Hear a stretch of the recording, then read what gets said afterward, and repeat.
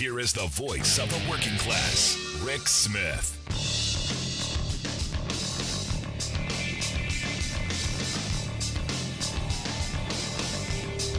And welcome, brothers, sisters, working class heroes. This is the Rick Smith Show. Thanks so much for being here today on the big program. Lots to get to, lots to talk about. Hey, Democrats, have you found that picket line yet? Have you found those working people out there fighting for a better tomorrow? Have you found them yet? Have you gotten out there, put those comfortable shoes on, started marching back and forth, talking about the realities of what working people go through each and every day in this country? Have you done that yet? Because that's the way forward. All of the other stuff aside, that's the way forward. Get that education, get that street cred, get back onto the pavement. That's simple. Seriously, you got to get out of Washington, get back into your districts, find those picket lines, and take the beating that you deserve. Take the verbal lashings that you're going to get and learn from them. Get something done. Yet instead, what we got Joe Manchin riding around in his freaking Maserati. I did not know that Joe from West Virginia driving around in a freaking Maserati. Mind-blowing to me. Literally mind-blowing. And this is one of those things where how many people in West Virginia got Maseratis? You think any of those people their kids have to go to McDonald's to do their homework because that's the best Wi-Fi they can get? Do you think they got a Maserati in the driveway? I would say not. And this is one of those moments where we've got to start framing things a whole lot better.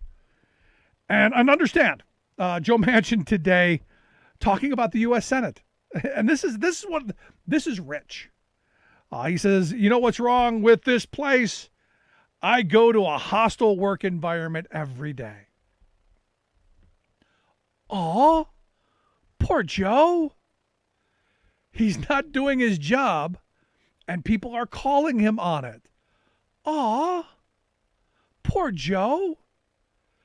The majority of people in this country want what's in that Build Back Better plan. They want to negotiate for prescription drugs. They want paid family leave. They want early childhood education. They want something done with college costs. They want Granny to get some new chompers and glasses and hearing aids. They want what's in this piece of legislation that he single-handedly really is holding up. And doing it in this division of the right and the left. He says, no, we're not a center left country. We're more center right. No. We're a center left country because when you get to actually talk to people about what they want a government that's going to get things done. Not what we're constantly seeing, this kind of pitting against one another. Look, the right does this masterfully. They do it better than anybody. They do divide and conquer well. They do Jay Gould's, I could pay half the working class to murder the other half well. We saw this on Tuesday. But Democrats got to be better than this. If you've got to push an agenda. You've got an agenda.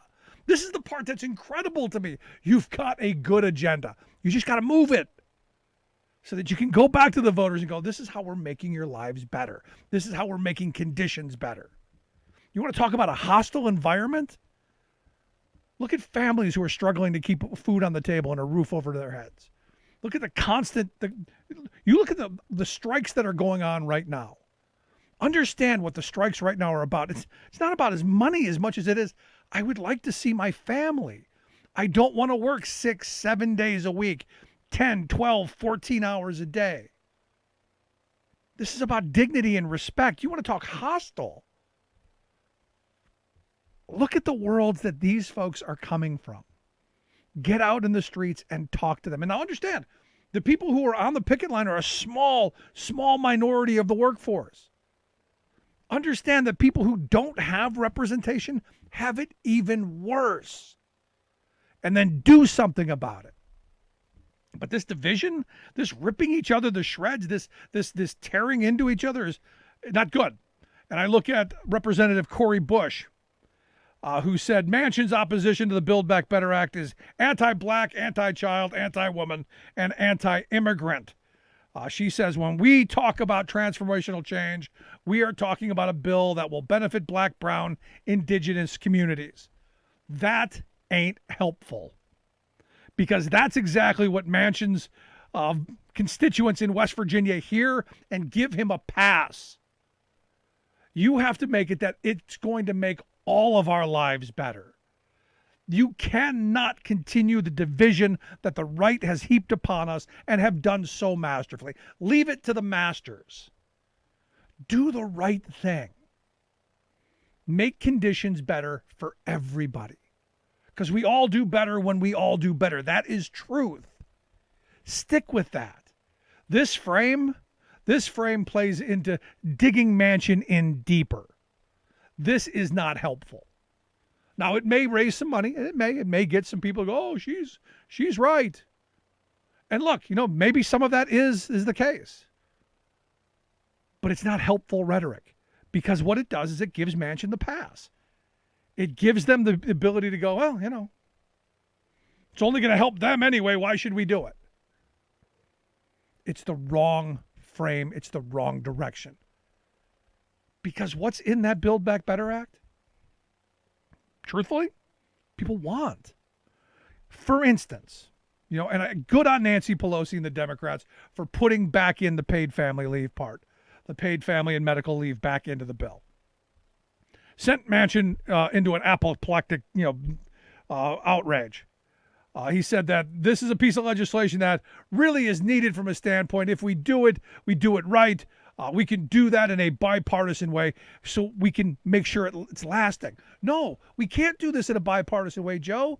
They're never coming along. What part of this don't you get? What part of it is it's never happening unless you make it happen and you give people what they want. And then when they get a hold of it, you don't get to take it away. And then Republicans will come along because they don't have a choice. But in this moment, if nothing gets done, as I predicted months ago that nothing would, 2022 is going to be a bloodbath. And then we don't get a bite at this stuff for another decade, if that. But he believes that paid leave should be done through regular order. And I go, what is regular order? Nothing can be passed at this moment. The budget reconciliation bill is something that needs to get done. Republicans used it when they had their agenda, and understand what their agenda was. The only thing they wanted, tax cuts for the rich. That's all they wanted. And they got it. Understand, all those supposed tax cuts for the working class, those are evaporating. But those for the wealthy, those are permanent. We got a little something, and it's gone. And here's the thing that's infuriating.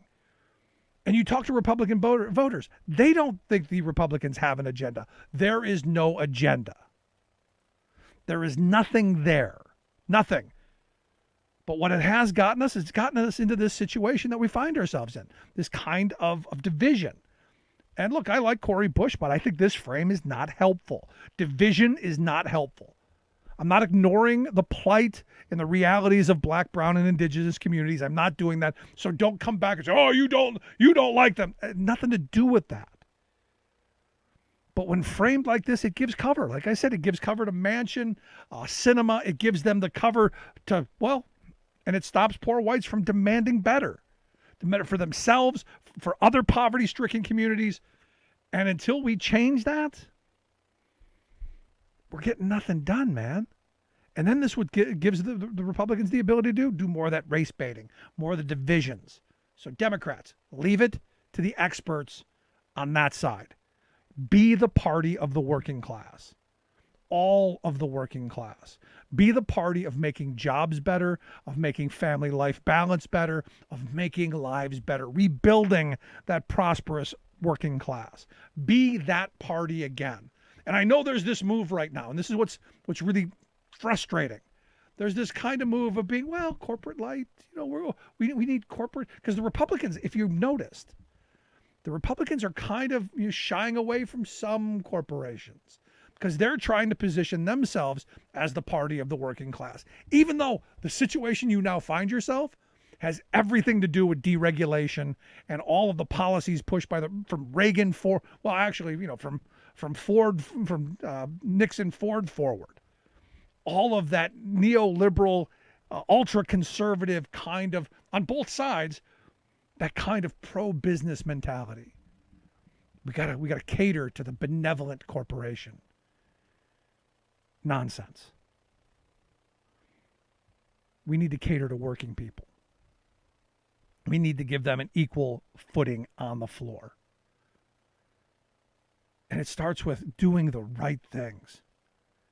Getting things that we need. You know what's really frustrating? On Tuesday, I saw this story from Dealey Plaza in Dallas, and I've been there, where JFK was shot.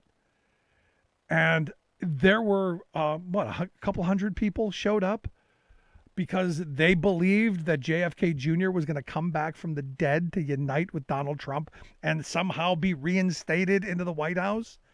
There are people who believe this stuff, bought flags, had flags made,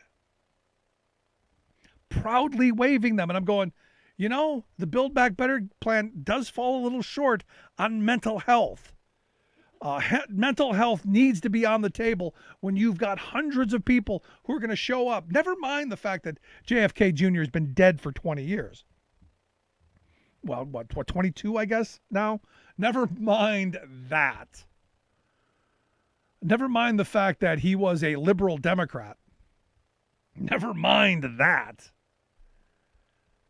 The fact that you really believe that he was going to come back and go to Dealey Plaza where JFK was assassinated is just mind-numbingly insane. And then to think Trump was going to be there and they were going to go to the Rolling Stones concert and I don't know, was Elvis going to be the opening act? I don't know. But this is the kind of weird, crazy world that clearly the adults have lost control of the message. And I come back to, you got to get things done. The more things don't get done, the more this fringe stuff kind of takes over. The more conspiracy theory comes to the forefront. The more we can hate each other. I'm a firm believer of life, liberty, pursuit of happiness. Everybody pursuing their dreams on equal footing. That is not radical. That's the foundation of this country. Now, what is radical is making that reality. And this is where we can have our discussions, and this is where we can have our fights. But at the end of the day, it's about life, liberty, pursuit of happiness. That's simple. And until we can identify that in each other, we're going to continue with nonsense. And we're going to continue this polarization to where there are people in this country who believe and want violence in our streets because their lives didn't turn out the way that they were told it was going to. The anger is real out there. The question is, what are Democrats going to do about it? Are they going to lay the groundwork for a better future? Or, well, we tried. Passed it in the House. Worked there. And the reality is voters don't care. Voters want results. Now, 2022 is around the corner. So my prescription for the new year, get out in the streets. Stand with these workers who, through Striketober and now Strikesgiving, are fighting for better wages, hours, conditions, dignity, respect. Those frames that aren't hard to understand. But we're the core, the ground, the bedrock of what Democrats used to believe in. Stop with the third way corporate light stuff. And no, Tuesday was not a referendum on the Democrats went too far left. No, it wasn't that at all. I would argue you didn't go far enough. I would argue that the mansions and the cinemas, who are the sticks in the middle, they're the ones who caused this problem. Because we are not getting this stuff done for the American people. America, we got a problem. And that problem is we can't get things done. And look, I've been railing on Manchin and Sinema this whole time, and rightfully so. But there are 50 Republican senators who will not vote for this stuff. Now, Manchin seems to believe it. In fact, Manchin sold us on the idea that he could negotiate a voting rights bill that would get more than 10 Republican senators. Well, he did that. He watered down the For the People Act. And what did he get? He didn't get 10 votes. Because this vision of what he thinks is possible, I'm sorry, is just not there. I wish it were. I wish there were Republicans of conscience who care about working people. I do. I hear the rhetoric. I hear the Marco Rubios and the Ted Cruzes. I hear the rhetoric. I don't see the actions. And this is where, Democrats, you better figure out where your ground in this is. Because if the Republican Party ever decides, you know what, we're going to be for workers and workers' rights, that's a problem for you. Now, do I ever see that happening? No, I don't see that happening. Because they're the party of big business and the wealthy. They've proven that. That's their track record. But if the parties are truly realigning, if there are things going on, it's going to be interesting to see how the workers' rights stuff comes out. Because at the end of the day, for me, I don't care which party you are. I don't care where you are politically. If you're going to walk a picket line and help someone get better wages, hours, conditions, respect, dignity on the job, a fair shake, I'm going to support you. Because it's about the issue for me. And at some point, maybe we get back to that. I'm not sure if that's possible. But at some point in this polarized world, maybe we can find that. And maybe there are things we can agree on. Like it's quite insane that there were hundreds of people in Dealey Plaza waving Trump JFK Jr. flags. And that maybe mental health is something we should be looking into for some of us. Maybe just a thought. So the question I have going forward is what is the answer for Democrats? How do they get things done? And is this going to be a wake-up call, or are we going to continue to see more of this sniping at each other and the name calling that's not helpful? Because what's able to happen is Republicans are able to sit back and go, they're doing our job for them, doing their job for us. And Democrats are continually shooting themselves in the foot. And look, this will play right into the next year, because if you don't get something done in the next 60 days, I think it's over. Well, interesting to see. I'd love to hear your thoughts. You can email me, rick@thericksmithshow.com. I'm going to take a quick break right back after this. Stick around. You're listening to The Rick Smith Show, where working people come to talk. There's nothing more American than workers standing up, and the union gives a voice to win. On The Rick Smith Show. I'm Rick Smith, and this is Labor History in 2. On this day in labor history, the year was 1996. That was the day the United Steelworkers and Bridgestone Firestone finally reached a tentative settlement after a bitter 28-month dispute. After years of restructuring and decline, the company demanded massive concessions from the workforce. By July 1994, 4,000 members of the United Rubber Workers walked off the job at 5 plants across the country. They were on strike against wage and benefit cuts, the loss of holidays and union protections. They also rejected the company's attempt to institute a grueling 12-hour, 7-day work week and a 2-tier wage scale. The company permanently replaced more than half of the workforce 6 months into the strike. When the NLRB was slow to answer numerous unfair labor practice complaints, the United Rubber Workers called off the strike the following May. The company refused to reinstate hundreds of strikers, including 2 local presidents fired for union activity. Those who did return came back to plants filled with scabs. Though the strike may have ended, a campaign for justice continued when the United Rubber Workers merged with the United Steelworkers. Historian Robert Weir notes that in launching its international campaign, the United Steelworkers publicized the company's pollution problems, its safety and health violations, and intolerable working conditions. It also forged forged an important link with a militant Japanese union Zenroiko, raising fears that the strike could spread to Bridgeport's home operations. Protests, demonstrations, and boycotts continued throughout 1996 until the NLRB finally answered unfair labor practices brought against the company. The final settlement included the rehiring of all strikers, a wage increase, and all workers' original demands except one. Production speed up would continue. Welcome back to the Rick Smith Show. Now, here is Rick Smith. So nurses. You got striking nurses in Massachusetts, up there in Worcester. You got over 2,000 of them in Buffalo, New York. Remember when they were heroes and essential, and they were patriots, and we were applauding them as they were going to work, and we were slapping them on the back. Thank you for your service. Remember those days? Yes. The days of yesteryear. And now what you get is you get what's going on out on the West Coast with this Kaiser Permanente. And you want to talk about a slap in the face.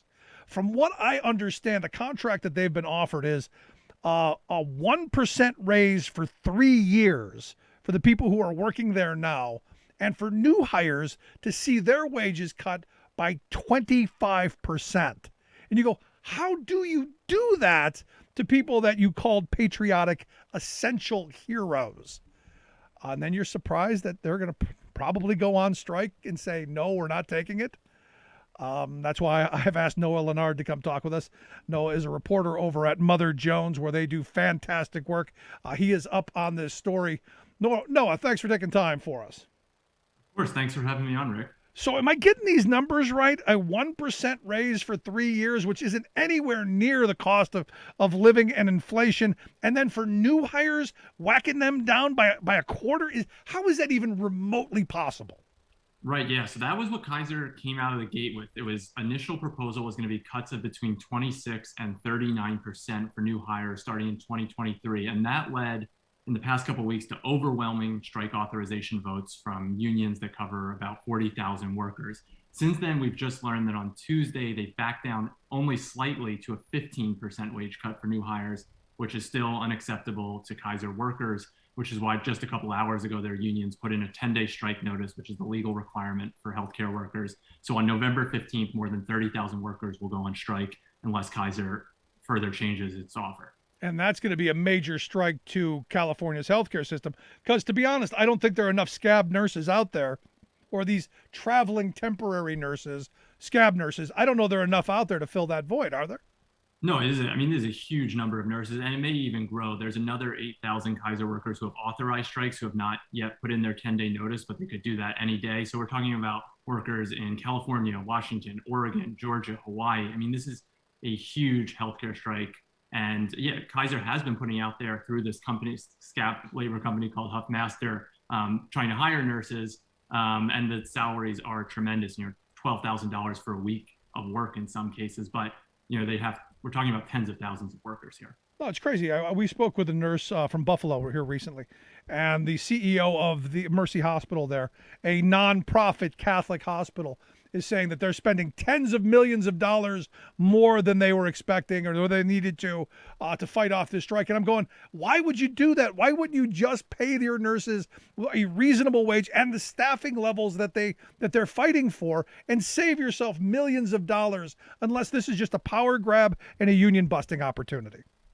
Yeah, I mean, it's interesting. I mean, obviously they can afford more. They've come down from 26 to 39% to 15 already. That's a huge drop. And I mean, also they're a nonprofit. The numbers are all out there. They've made more than $10 billion throughout the pandemic. They made more than $2 billion just in the last quarter alone. The CEO, they declined to tell me how much the CEO makes, but the most recent CEO made $35 million, including his retirement package. So they are paying lots of people at the top. They're still making money on top of that. And the workers, I think, are quite clearly understand that there's more money out there for them, especially after a year and a half of the pandemic. So now a lot of these workers that you talk to, these aren't people who are making $50, $60 an hour. These are people who are making $15 maybe, if they're lucky, and then up from there. I mean, we're not talking about people who are living high off the hog. They're not making a killing. They're barely making a living, as I understand. Yeah, and I think the thing I want to stress here, and that they really stressed to me, was, they didn't go into healthcare to get rich. They want to have a nice middle class life from doing that. But the real thing, the reason they're striking here is they're concerned about their patients. They feel that there's already a staffing shortage, as many of us have probably read about in hospitals right now. And then they wonder, how are you going to get good workers and retain good workers when you cut the pay 15%? And they also worry about what's the workplace going to be like. Are these new workers most likely going to resent the older workers who are getting paid more for the same work? And they also worry, are we, the higher paid workers, going to get laid off so they can just replace us with these new workers who are at the lower tier? I mean, which makes total sense that, a company that's trying to maximize its revenue would do that. Well, I think we're seeing the two-tier wage system thing playing out in places like Kellogg's, at places like John Deere, and other places where it is not workable, and it does cause that division. And I would argue, and maybe you'll agree, I would argue that's the point, that the company wants to cause that kind of dissension, to rip the union apart, so that maybe this kind of stuff doesn't happen.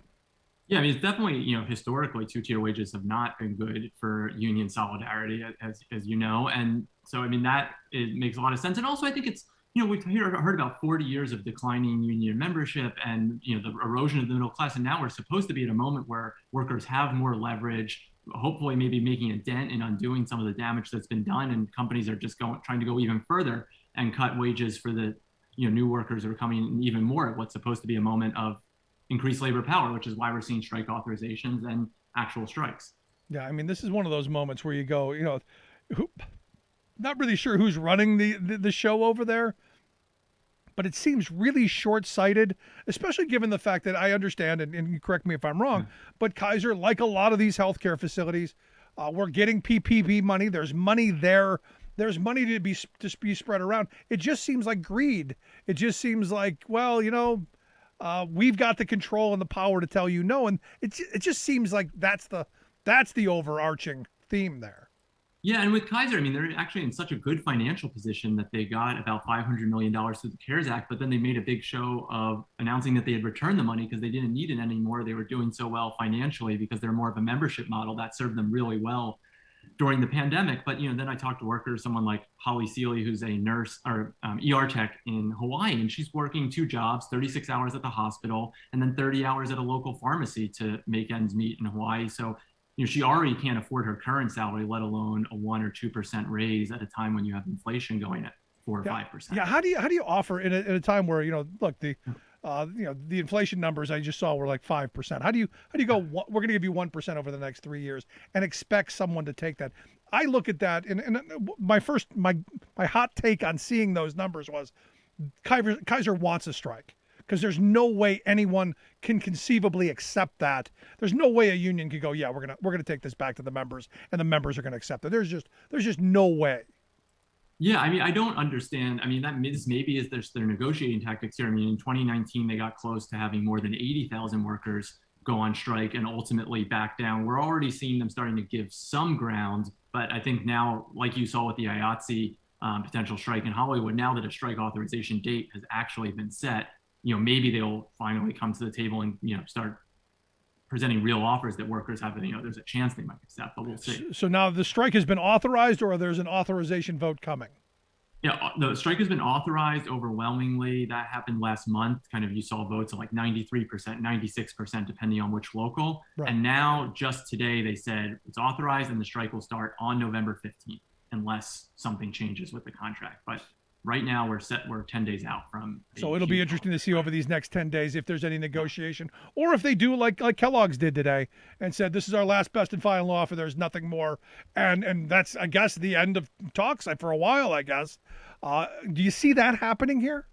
I wonder. I mean, it was interesting in researching this article. I went back in the archives, and a very similar thing happened in 1986, where they tried to do 2-tier wages Kaiser. And they ended up going through with it. A strike happened, and in that case, it caused a lot of tension within the union. They felt they should have gotten more support at the national level, but Kaiser did win.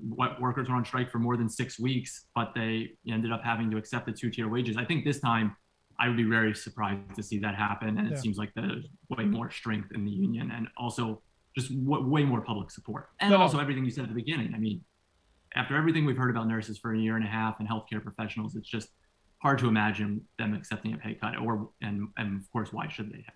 Yeah, I mean it's a slap in the face is what it is, especially after all of the platitudes and all that, to then go, here, we're literally not going to even give you pennies, and we're taking the platitudes back as well. No more hero status and not even pennies. It's crazy, but this is kind of the world this strange world we're in, and I think I think this moment, with all of this swell of support, I think this is the wrong time for them. Yeah, I mean, I think so. And I think the John Deere strike is a really good example of that. Where and maybe sometimes also not in this case, but I think the union leadership was a little out of step, or quite out of step with members. You had a contract that they said, here's the deal, and it gets voted down more than 90%, and then another deal just getting voted down. I mean, I think in this case, the union leaders I've talked to from the West Coast Kaiser unions, I think they have a really good sense. They seem to have a good sense of where their members are and know that this is absolutely not going to be accepted. And, all of the healthcare workers I've talked to at Kaiser are ready. They seem ready to hold the line. And they also know that they have 100% have the public behind them. I mean, especially at this moment. Yeah, no, and that's the important part. If anybody's been ever on strike, it's that community support. And I go back to, when I was a kid, I remember an old timer who said, sometimes you got to go on strike. Sometimes you've got to do it.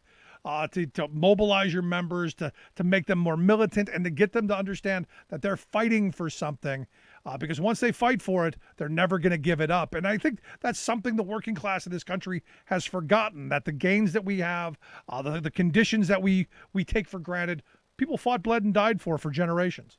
Right, and I think also, we're talking about what's going to happen under this new contract, but the Kaiser workers are already fed up. They feel there's a huge staffing shortage today, and so you talk to people who are going in an operating room for 7 or 8 hours before they get relief, so they can take a quick break. I mean, they're fed up. They don't want how things are going today, much less the world that would exist under this contract. Yeah, I mean it's going to be interesting to see how this plays out. So. 10 days, the 15th, we're going to absolutely be covering this.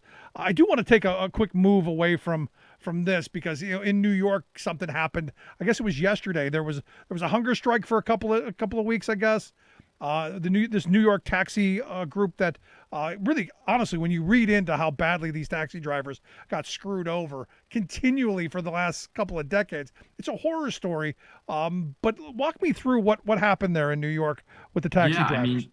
Yeah, so it ends with a huge victory, but starting 2 weeks ago, I was, for more than a month, they were outside City Hall 24/7 protesting against Mayor Bill de Blasio in New York. And what they want is a proposal. Taxi drivers in New York on average have about $500,000 of debt, because that's how much it costs to buy these medallions that let you buy a taxi. But after Uber came in and through some other things, the city was doing a lot of bad things to jack up the prices. The medallion values crashed, so now they're underwater, hundreds of thousands of dollars. So they want the city to have a real debt relief plan, and that's what they were protesting for. They were on hunger strike for more than 2 weeks, and then finally, just yesterday, the city announced they've agreed basically to all of their demands, and they agreed to a plan that will cap debt at $170,000 and with low interest rates. So, I mean, it's a huge deal. I talked to a taxi cab driver yesterday who had $651,000 of debt, so he's seen his debt load go down by $475,000 with a monthly cap on payments. I mean, and I think it's interesting because the word strike is in there, but it's a very different kind of labor action than I think the ones you might see, done by a union local. And it also it reflects the fact that New York taxi cab drivers are 94% immigrant drivers, largely South Asian drivers, and that's a big form of resistance in South Asia, the hunger strike. And they deployed that to great effect here and got basically all of their demands met. And they don't really have the right to unionize. This is just an association, right? This is just a it's just an association, because there actually was, Uber is now the king of misclassifying workers as 1099 workers, but actually this happened in the taxi industry first. They,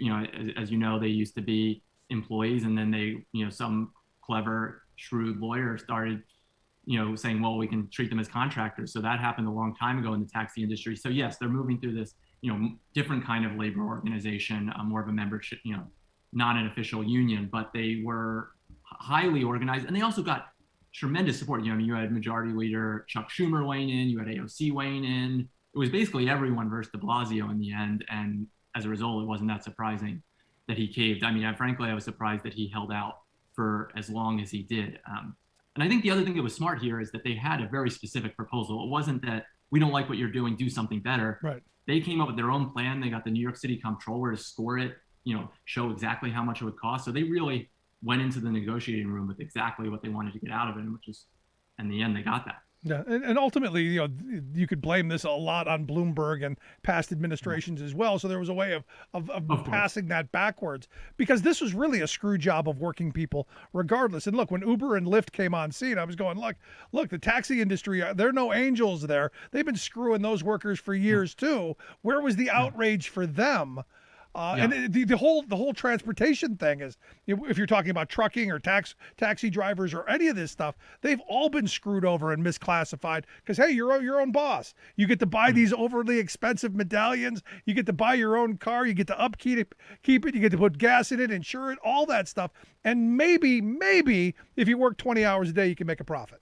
Yeah, no, I mean, and it's a particularly sinister story here, because it's so easy to blame Uber, and they are a villain in this story. But really, what was happening is, medallions used to go for about $200,000, and then you had Bloomberg come into office with about $4 billion budget deficit, and he said, hey, if I start selling medallions for a lot more than that, I can plug that budget gap. And so in the end, they, through a lot of tricks, pushed up the medallion value from $200,000 to over $1 million, and the city ended up making $855 million off these jacked up medallion sales. Which, I mean, they basically created a bubble of financial. It was kind of like a subprime mortgage crisis, but of the city's own making. And now in the end, this plan that the taxi workers proposed has only been estimated to cost, I say only, but $93 million.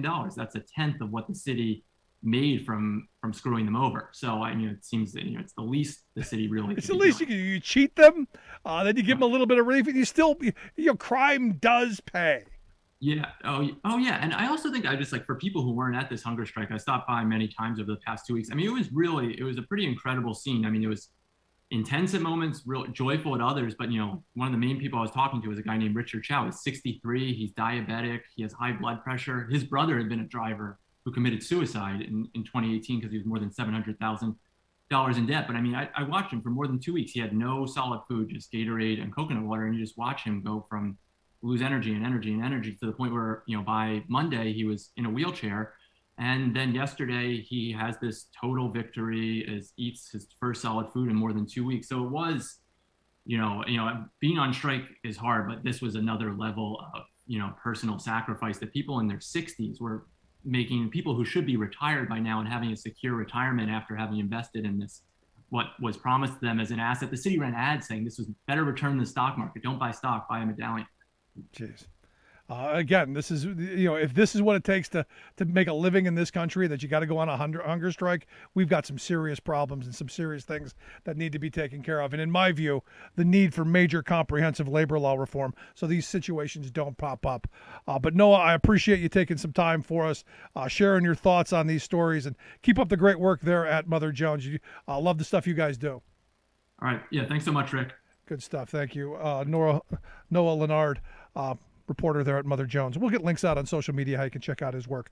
Quick break right back after this. Stick around. You're listening to The Rick Smith Show. We're working people. Come to talk. Remembering that united we bargain, divided we beg. Rick Smith.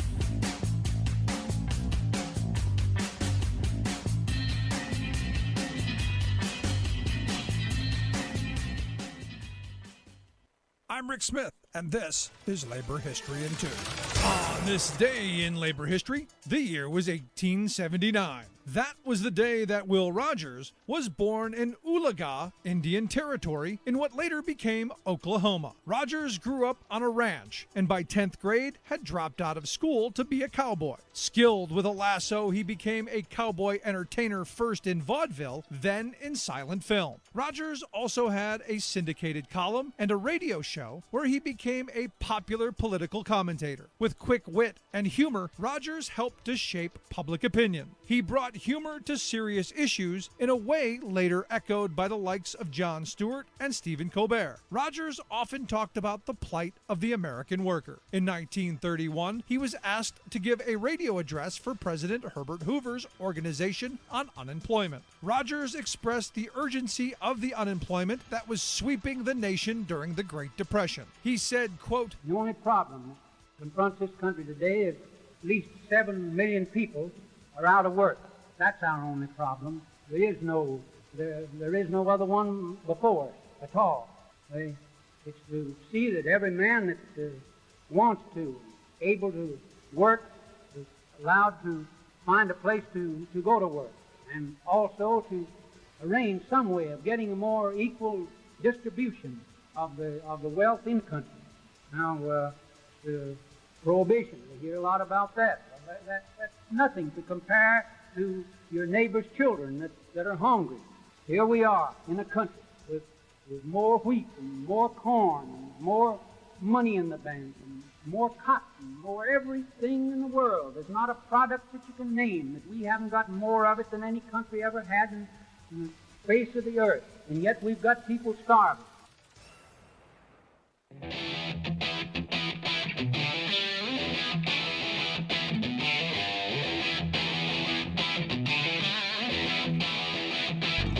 Welcome back to the Rick Smith Show. Now, here is Rick Smith. So Monday, a little entertainment in Charlottesville. The white supremacist known as the Crying Nazi. A bit of chaos during the Unite the Right trial, spewing his personal conspiracy theories about how Antifa's doing this and that. It's all Antifa. You know, those white guys with the khakis and the polo shirts? Antifa. But, you know, this has been a circus. You were expecting it to be a circus. It's what it's meant to be. It's what they're trying to get out of it. But hopefully at the end of it, hopefully we see some actual justice. And here to share some thoughts on what's going on both of the crazy trials, the one in Charlottesville with the Crying Nazi and that clan, and this Kyle Rittenhouse, the alleged murderer. And, well, we saw what happened. They're gonna make him a martyr. You just watch. But here to share some thoughts on that, I've asked Zach D. Roberts to come talk with us. Zach is a photojournalist. In fact, you may remember Zach's photo of the beating in Charlottesville, the white guy beating the black guy with a stick. He was responsible for that. But Zach, thanks for taking some time for us.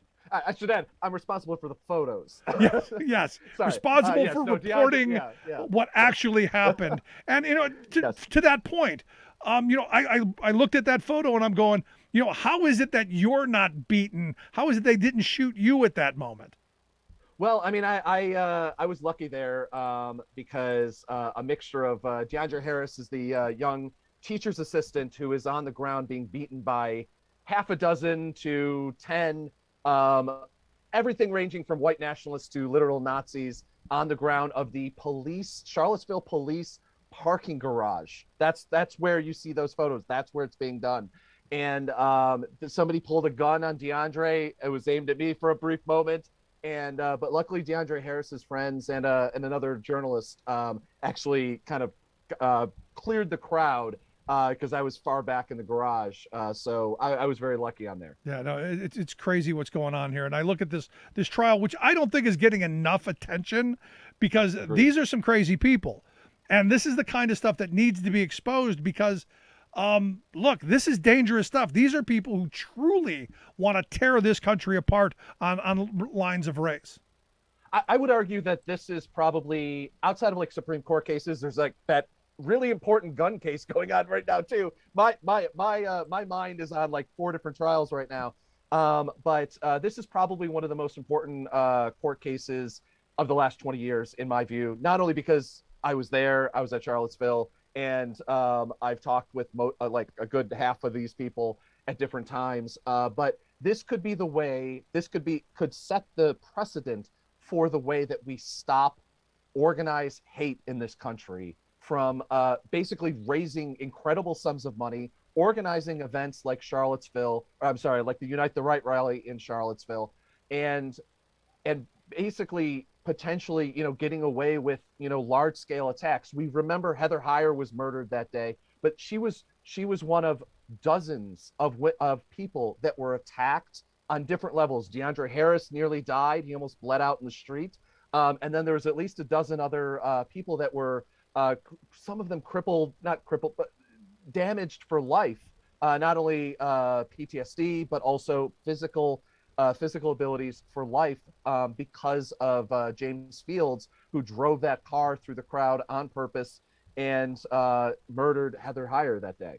Now, the people who are on trial today, you know, I see the Crying Nazi gets a little attention. I hear Richard Spencer's name thrown up. I hear a bunch of names thrown up. Yep. Some of them have lawyers, some of them don't. It's this kind of circus environment. Walk me through what's going on.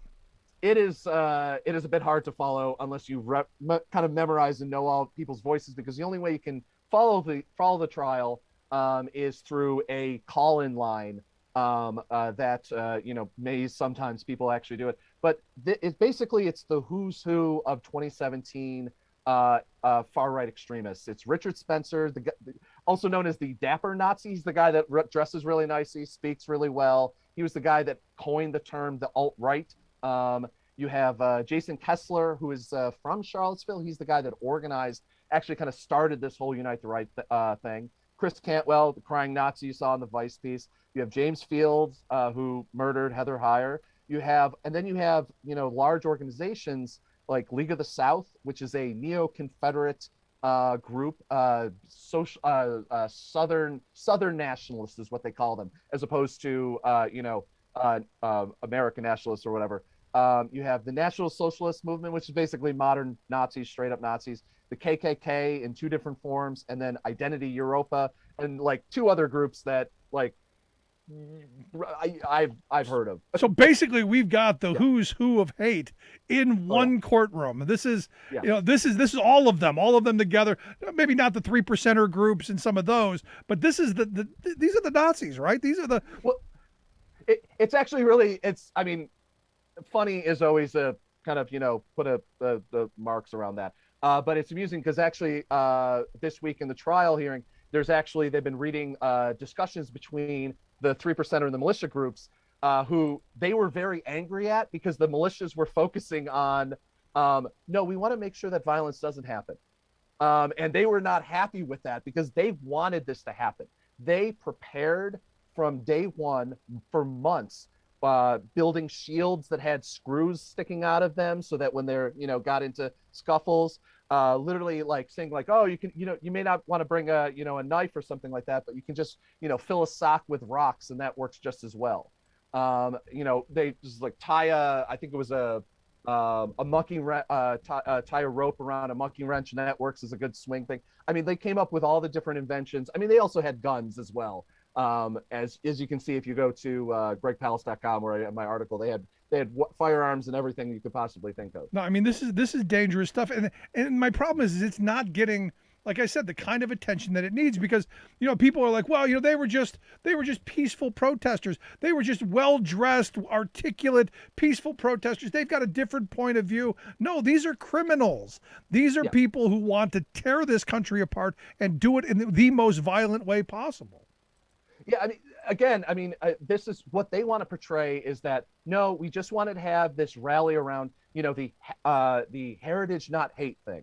And thanks to groups like Unicorn Riot and a bunch of anti-fascist organizers in Charlottesville, we have all of these inside Discord messages and all the chats and that sort of thing that you're actually hearing read out in the trials and in the trial that's going on right now. And what we actually hear is, we see that, they're sharing memes that say, things like next stop Charlottesville, Virginia, final stop Auschwitz. The plans for them to bring weapons. They actually discussed using a car into a crowd. It could be a useful thing. Yeah, so this idea, they want to portray that this was, it all just went wrong. Everything just went wrong. It's the police. They're actually really trying hard to blame the police. Which I don't disagree too much. The police actually pushed them into the anti-fascist crowd and kind of started everything. But allowing this to begin with was kind of just, there was no way that this wasn't going to happen. The organizers, this information was out there days before Charlottesville, days before the Unite the Right rally took place, and people were killed and people were injured. And no one wanted to listen, and this is what we're finding out now. No, and it's just like the January 6th riot. Just like the insurrection. All of their treason was well documented. And this is the thing that I find interesting. They're trying to tell us that things that happened were just by chance. Oh, it was spontaneous. When you've got all of these communications saying, no, we plotted this out. This is exactly what we wanted. Yeah, no, this is exactly what they wanted. They wanted the moment that they used the statues as saving the statues as a guise, but they came in there. they came in there with a plan to commit violence, and they had a list of targets that they were talking about beforehand. I'm actually, along with a list of Antifa that actually came out of that. They had 100 Antifa that was at Charlottesville on the Stormfront, a Nazi website. List of it. I'm number, I think it was 79 or something like that, of different people that they basically have targeted afterwards and also before. That's got to be scary. I mean, the fact that you've got these crazy people who have your name, and with all the information out there, who knows what these people are capable of, especially, as they feel they're being attacked. I mean, it's a good list of people. If you look at the list, it's a pretty solid list of people. If I'm going to be on a list of 100 other people's names, I'll be on that list. I want to change gears here for a second, Yes. because now you've got this going on in Virginia. You've got this trial in Wisconsin, which is just as much of a circus. I think the judge is part of it. Today we find out that a juror has been removed for it's not a joke. But saying something like, "Why did it take 7 shots to shoot the person that he's on trial to get justice for?" This guy's gone, I guess.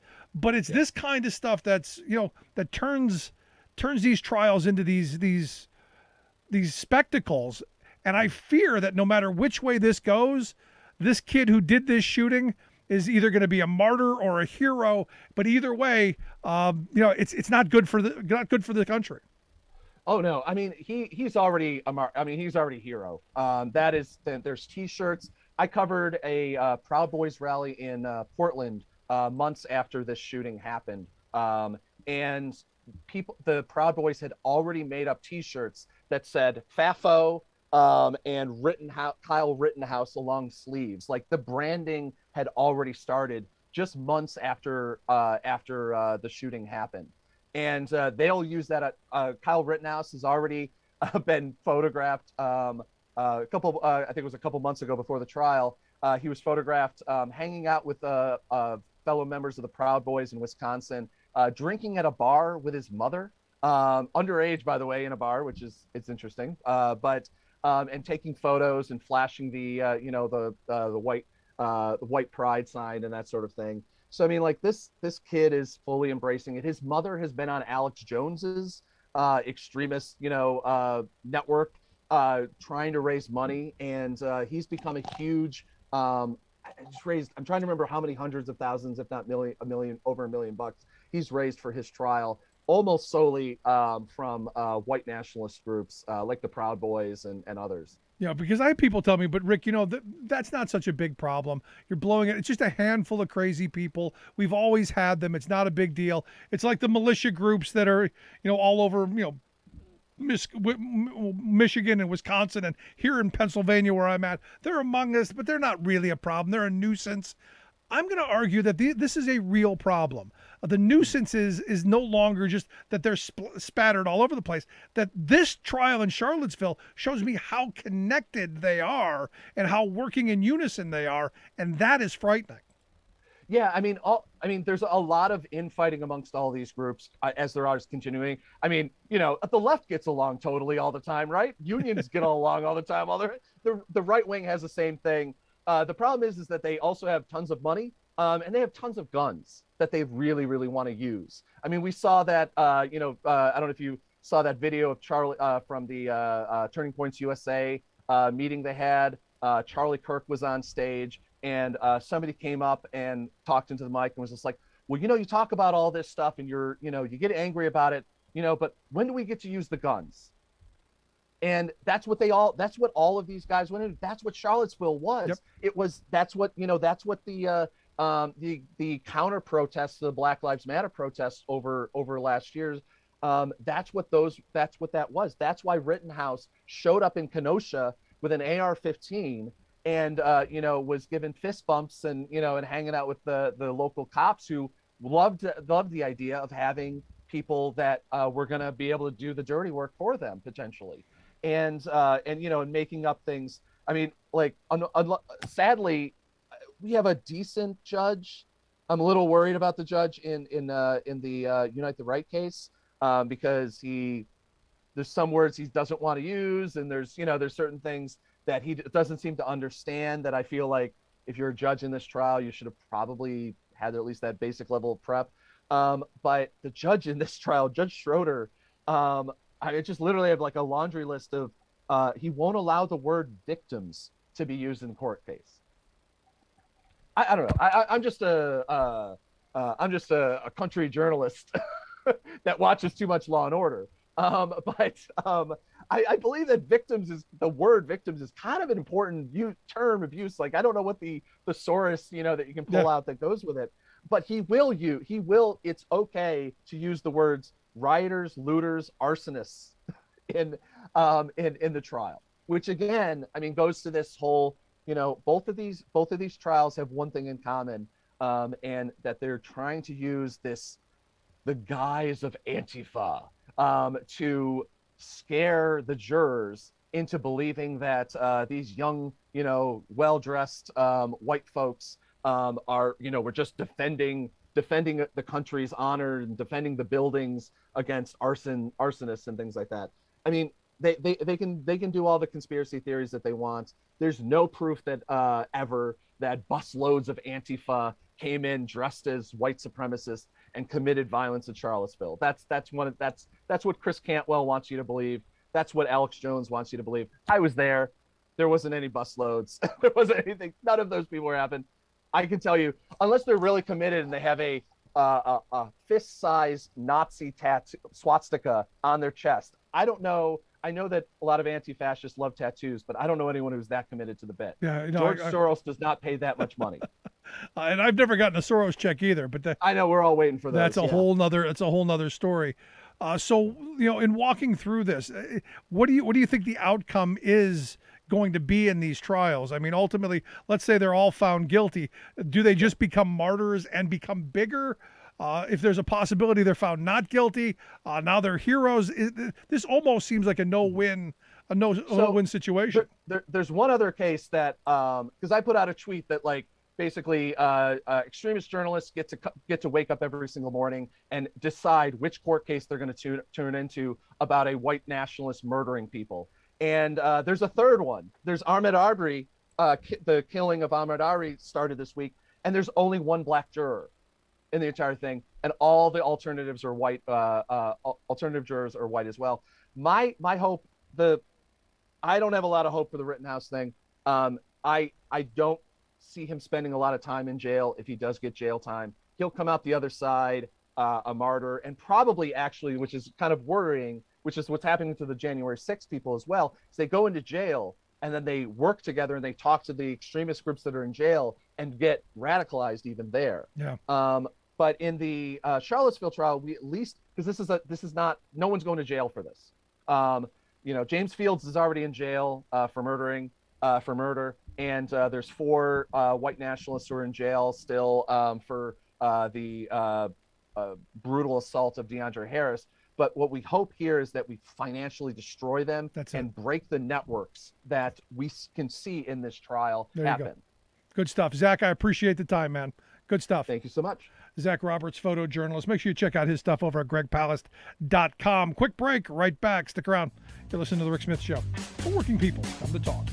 Remembering that united we bargain, divided we beg. Rick Smith.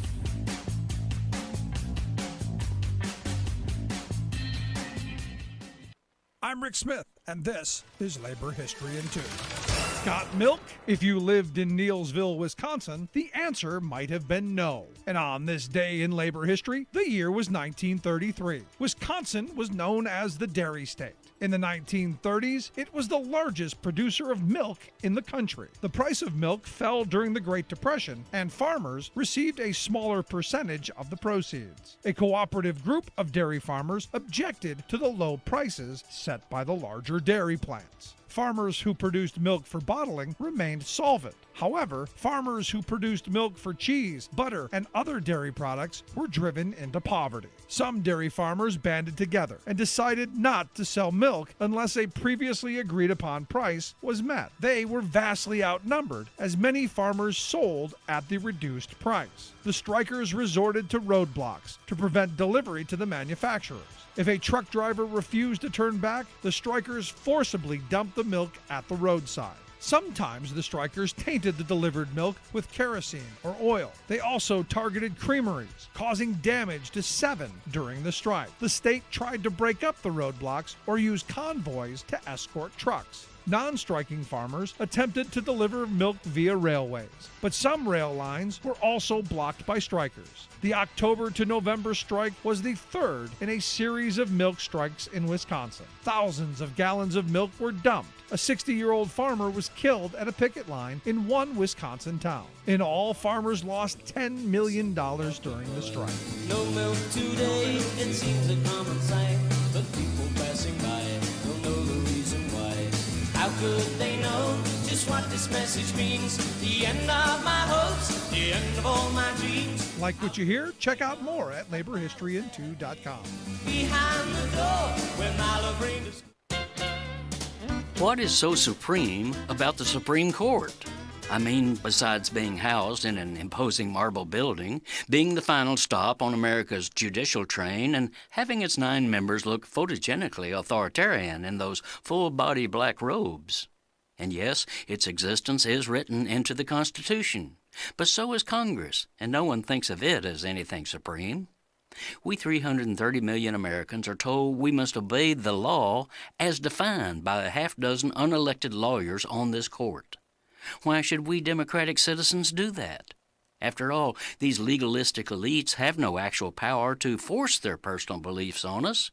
There's no Supreme Court army. In fact, their sole source of power is one that is intangible, extremely fragile, and easily frittered away: public trust.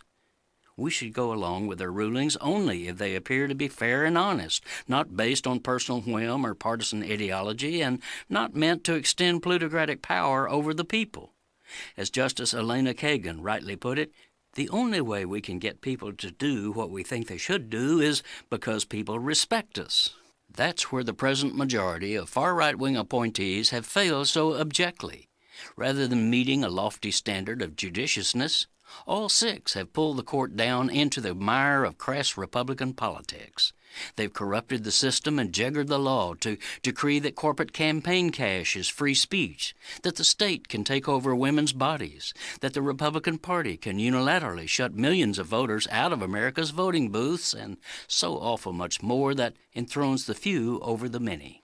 This is Jim Hightower saying, respect? Trust? The Republican court is already down to 40% public approval rating, having surrendered its legitimacy to be a governing authority over us. The Hightower Radio Lowdown is made possible by you lowdowners who subscribe to our monthly newsletter, The Hightower Lowdown. You know who you are. Thank you. Welcome back to The Rick Smith Show. Now, here is Rick Smith. So you may remember yesterday I talked a little bit about this strike in Shelby, Ohio. The workers there at ArcelorMittal have gone on strike because they don't get a day off. And this is one of those things where you go, didn't we fight this battle 100 years ago? Isn't the slogan, the unions they're the people who got us the weekend? How is it that we've slidden backward and now we're fighting again? Well, the great-grandchildren of the people who fought, bled, and died for the weekend have to do it again. It's insane, and, well, it's something that we're going to have to deal with because this is a constant theme across a lot of the strikes that we're seeing. Not just here, it's all across the economy. And I can't imagine, and as I've been saying, while we're seeing these strikes, this is a small percentage of the workforce. How many of those people who aren't fortunate enough to have union representation are getting screwed over like this every day? And here to share some thoughts on what's going on out there in Shelby, Ohio, I've asked Brian Seeley to come talk with us. Brian is the United Steelworkers District 1 coordinator. He's the sub-district director. Brian, thanks for taking some time for us. Thanks for having me, Rick. So, am I getting this right? No days off? A 54-hour work week seems to be the minimum, but no days off? How is that possible? And like you said, in this day and time, it shouldn't be. I mean, is it the history there in Shelby, Pride, or even ArcelorMittal? Yes, but in today's climate, Rick, it's just not going anymore.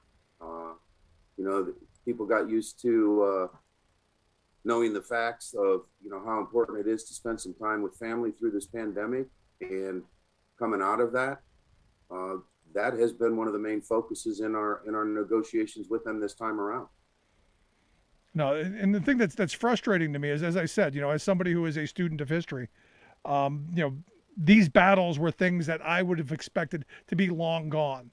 And that our labor laws are so badly ossified and so badly broken that we're not protecting workers in the workplace, and this is a serious problem. And I'm glad that we're in this moment where finally people are going, we've had enough of it. We came through the pandemic. You called us heroes, essential, patriotic, all that. Now we demand to be treated that way. And I think we're in an interesting moment for that. Absolutely. We've been at the table now a little over 7 weeks with them. And I mean, they won't even comment on the fact that these guys were, labeled essential workers, put their life on the line throughout the pandemic. A lot of them actually were sick at times. And I mean, I'm not saying that Arcelor and the local management in Shelby didn't do some things right in protecting them, but towards the slowdown in between of the pandemic, they afforded the vaccine on site. Right. But one of the things they did, Rick, if an individual elected to go get the vaccine while at work, they would knock them off the clock for up to a half hour or more, and wouldn't pay them if they went to get the vaccine while on site. And I mean, you talk about something detrimental. That's just detrimental, and ended up only like about 35 people out of the over 500 ended up taking the vaccine themselves. And in a moment where we want as many people to get right, to protect themselves and others, I'm saying, look, at the end of the day, you have the right to make your choice, but you don't have the right to make that choice for me, that you're going to make me sick as well. So in the workplace, we got to figure out how this is going to work out so that everybody is taken care of. And look, if it means that if it means what it means what it means. Absolutely. And I mean, it's been a real fight with them at the table. Like I said, whether it's, the issues with how they've been treated, and then the conditions of working, basically scheduled 56 hours a week, 7 days a week. And, I've talked to a lot of the members there. Their fathers have worked there, their grandfathers, their great grandfathers. And that's what's, a little special. I come out of the steel industry as well, out of Lorraine, with U.S. Steel and Republic Steel. And right. This community is different. It's tied to the tubular, to they call it the tubie, and they're tied directly to Shelby, and the community is strong behind them, and they understand where we're coming from. I mean, we have a few other issues on the table that we want to get settled here, but like I said, the main one is this just two guaranteed weekends off we're asking. Yeah. And that's it. And, I grew up in Cleveland, and steel was big in the Cleveland area for years. Yeah. Lorraine, not too far away. What do you say to the people, Brian, who go, well, you're in the steel industry, man. The steel industry's feast or famine. You got to work that overtime when it's there, and when it's not, well, you get through it. What do you say to that person who goes, it's the nature of the beast. You just suck it up, Buttercup. Yeah. I mean, we've heard some of that while being out on the line. Not much, because like I said, the community there is very unique. But again, like I worked in the plant for 20 years, working 612s. It's a volatile industry, like you said. It's up and down. But at this particular plant, to see what I found out in the history of it, that this has been something that's been going on for, I mean, the plant was established, I think, in 1890, and it's been that way, through whether it was I metal and copper weld, and now into middle, listening to some of the stories and some of the guys that are on the negotiating committee, their family that's worked in there. It's just been the norm there. And I mean, everybody that I've talked to, Rick, including the guys on the committee, are all leading to is that it's just a different time we're living in now. Right. Whether it's due directly to the pandemic, it could be, but they're tired of working the 7 days. No, and it's not hard to understand, and you know, it's one of these things you talked about, the demands you had that didn't seem overly onerous. You would like Good Friday as a paid holiday, and you'd like the weekend of Easter off. You know, little things like that. I don't think that's too much to ask. Is making steel on those days that important that you have to do, you know, basically tear families apart? And I guess it comes back to this question: do you live to work or do you work to live? Exactly. No, you're exactly right. You hit it right there. And I mean, even the seasoned individuals with a lot of seniority out there, and I'm not saying that every single individual out there of the little over 500 employees are on the scheduled 7 days a week, because that isn't true. But the majority are. Yeah, the bottom half are. Yeah, well, yeah, and I mean, the workforce is different. The generation gaps that are in there are different.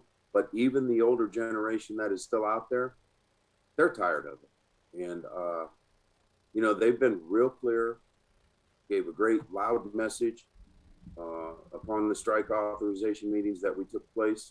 And I mean, they're just, they want to be heard. They want to have that time off, just something guaranteed. Also beyond the time off issue, which has been a theme across many of the strikes, whether it's John Deere, whether it's whether it's Nabisco or Frito-Lay, especially Frito-Lay, or Kellogg. Right. Now, you're hearing a lot of this talk about forced overtime and mandatory overtime and all of this, and people saying, you know what, we just came through this pandemic. I'm not in a situation where I want to work to live. Or I want to live to work. I want to be able to pay my bills, see my family, do all those things. And that's something we should be moving forward on. But it's also about protecting benefits. You know, a lot of places have been trying to take their benefits away. And I guess, this is another one of those situations where they're fighting for their pension and their health care. How much of that is playing into this strike or is this just about the time off? No, I mean, the health care plays into that as well. They have a certain group in there with seniority that has had what they call a Plan B currently that paid no deductibles or premiums. And that's been a standing issue over the last about 3 or 4 contracts. But we were able to get them all into a plan, keep that one group down of about 65 people that are slowly attriting out.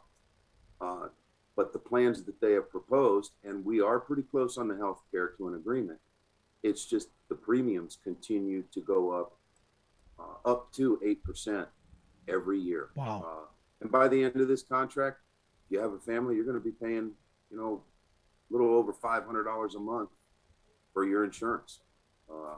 And that at that place there, at that facility, at one time they were paying 0 premiums.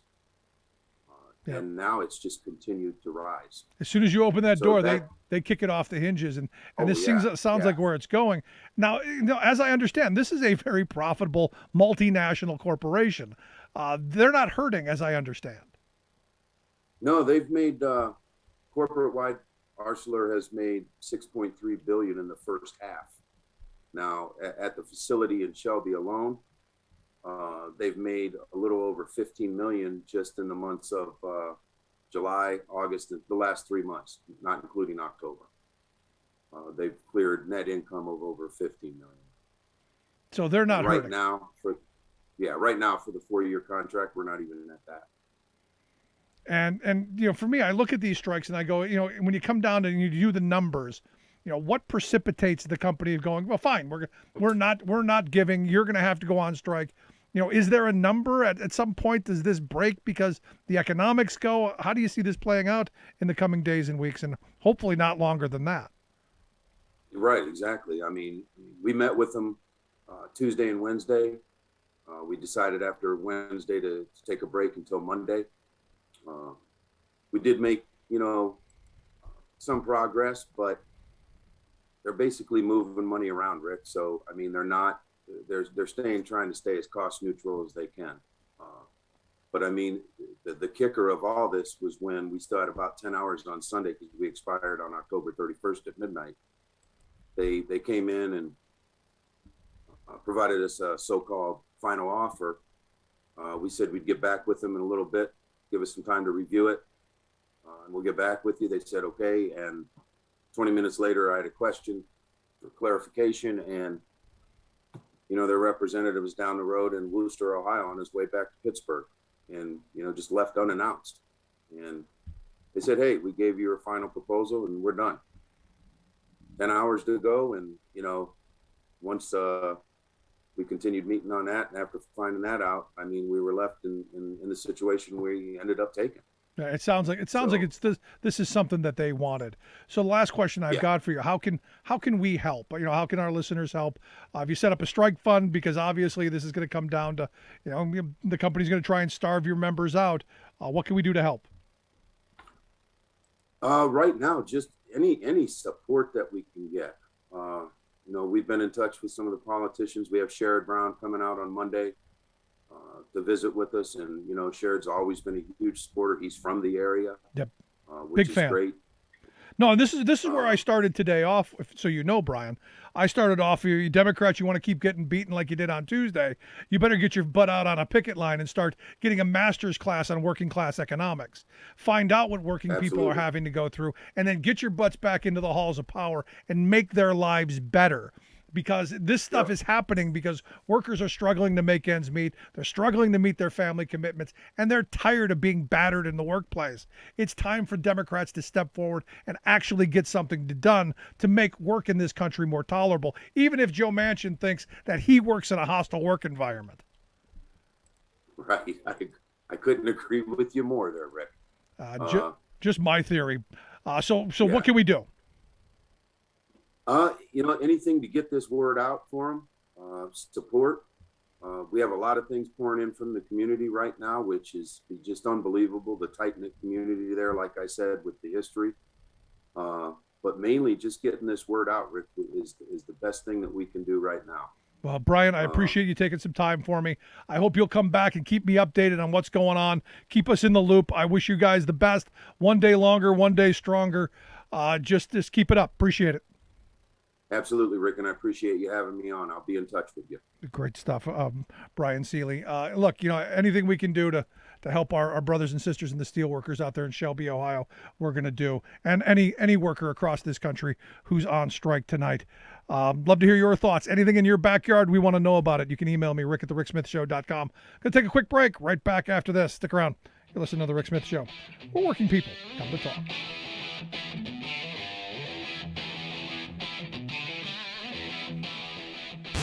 Saving work in America, one show at a time. The Rick Smith Show.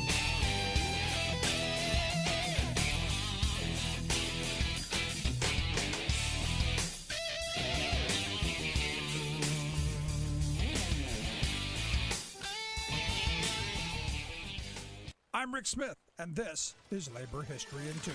On this day in labor history, the year was 1996. That was the day the United Steelworkers and Bridgestone Firestone finally reached a tentative settlement after a bitter 28-month dispute. After years of restructuring and decline, the company demanded massive concessions from the workforce. By July 1994, 4,000 members of the United Rubber Workers walked off the job at 5 plants across the country. They were on strike against wage and benefit cuts, the loss of holidays and union protections. They also rejected the company's attempt to institute a grueling 12-hour, 7-day work week and a 2-tier wage scale. The company permanently replaced more than half of the workforce 6 months into the strike. When the NLRB was slow to answer numerous unfair labor practice complaints, the United Rubber Workers called off the strike the following May. The company refused to reinstate hundreds of strikers, including 2 local presidents, residents fired for union activity. Those who did return came back to plants filled with scabs. Though the strike may have ended, a campaign for justice continued when the United Rubber Workers merged with the United Steelworkers. Historian Robert Weir notes that in launching its international campaign, the United Steelworkers publicized the company's pollution problems, its safety and health violations, and intolerable working conditions. It also forged an important link with a militant Japanese union Zenroiko, raising fears that the strike could spread to Bridgeport's home operations. Protests, demonstrations, and boycotts continued throughout 1996 until the NLRB finally answered unfair labor practices brought against the company. The final settlement included the rehiring of all strikers, a wage increase, and all workers' original demands except one. Production speed up would continue.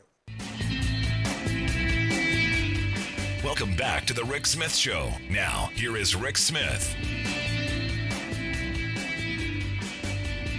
So some good news out of Buffalo. We said a moment ago about the striking nurses in Buffalo at Mercy Hospital. They have an agreement. They've reached what they're calling a groundbreaking tentative agreement with the hospital there. More info is going to come out tomorrow. We're going to try and get someone on. They are suspending their picket lines while the members vote. So some good news. And this is, maybe this is the hospital gave in on staffing levels, and this is going to be something that the nurses can move forward on it, and good on them. I love when people fight back and win. Some interesting developments out of Kellogg and the strike that's going on there. The company has evidently given them what they're calling their last, best, and final offer, which they usually give right before you go on strike. So it's kind of interesting in that that now this last, best, and final offer is coming off. I'm told by my friends there at BCTGM, the union that's representing them, that they're going to come out with a statement tomorrow, I guess. But this is one of those things where you don't just go, this is it, we're not talking anymore. That's not how this works. You negotiate, you sit down, and you talk. It's kind of one of those things that makes you go, I'm not sure they understand how this, because the pendulum has swung so far to their side for so long that they're used to having this kind of outweighted power to say, you're going to get what we take and you're going to like it. That this is a little uncharted territory for them, where people are actually stepping up and saying, no, en masse, and that people around them, the public, and this is the great thing hearing about this ArcelorMittal strike, is that the community is 100% behind them. That the community is like, it's kind of ridiculous you're working 7 days a week. It's kind of ridiculous that you don't get, Good Friday or a holiday off. It's kind of ridiculous that you don't get to spend time with your family, because that's not what work is supposed to be about in this country. And look, we're seeing the great resignation. People are quitting jobs because the conditions are not right. And this is where employers got to figure this stuff out. This isn't 50 years ago. This isn't, a time when they could swing the big axe. We're living in a different moment. I'd love to hear your thoughts, though. You can email me, rick@thericksmithshow.com. Tell me what you think. Is this the moment? Is this the moment for people to finally say, had enough, and I'm mad as hell, and I'm not taking it anymore? You can email me, rick@thericksmithshow.com. I'm going to take a quick break. Right back. Stick around.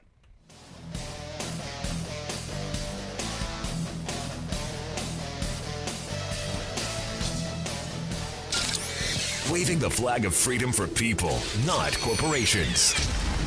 Rick Smith.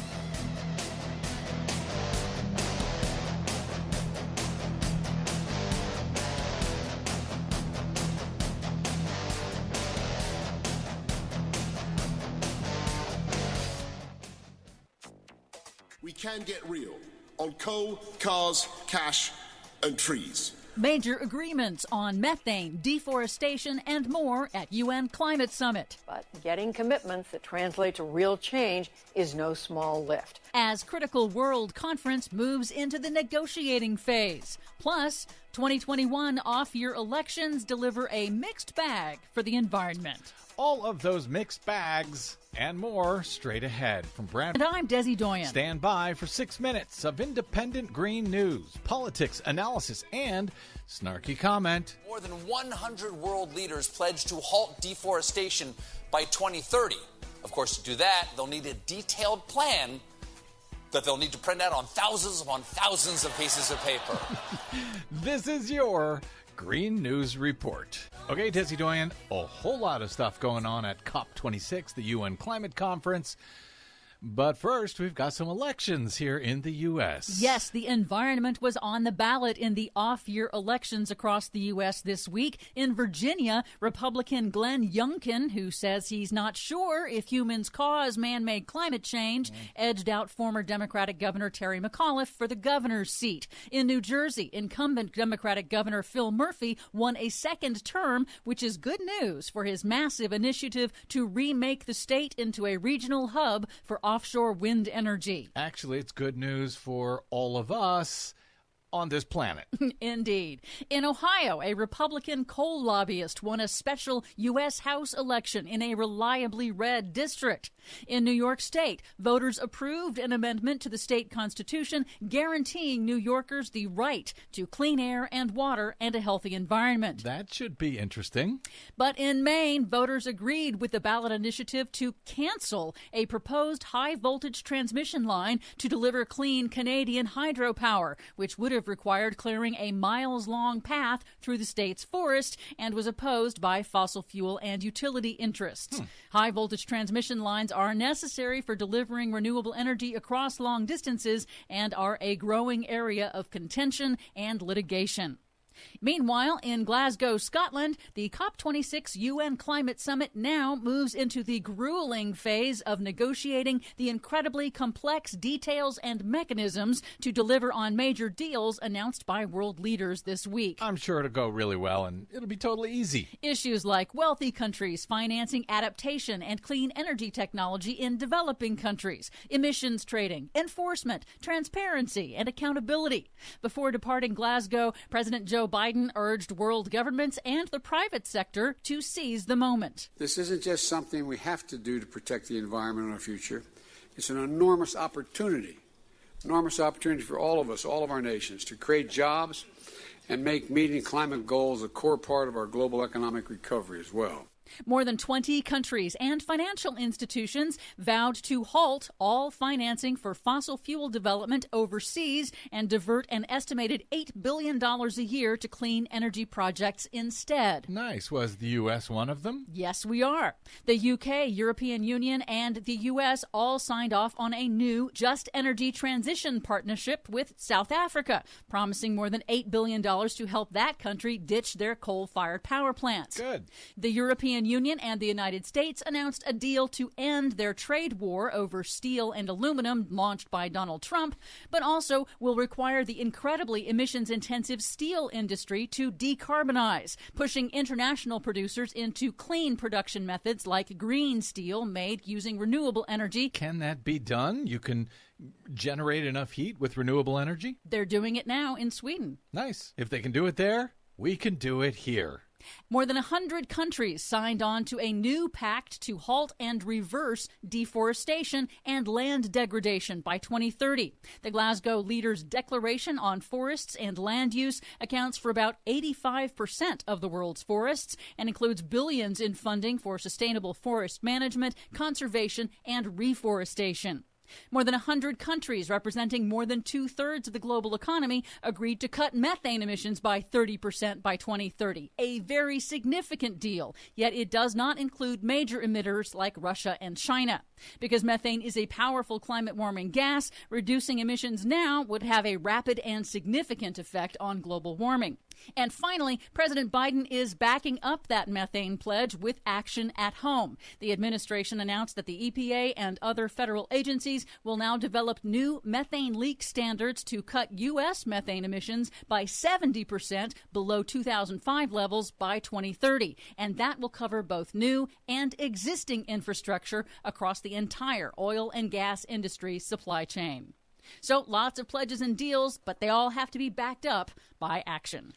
And they have to be not blocked here in the U.S. by the U.S. Supreme Court. There's that, too. For much more on all of these stories and the ones we couldn't get to today, check out our website at greennews.bradblog.com. I'm Brad Friedman. And I'm Desi Doyen. And this has been your Green News Report.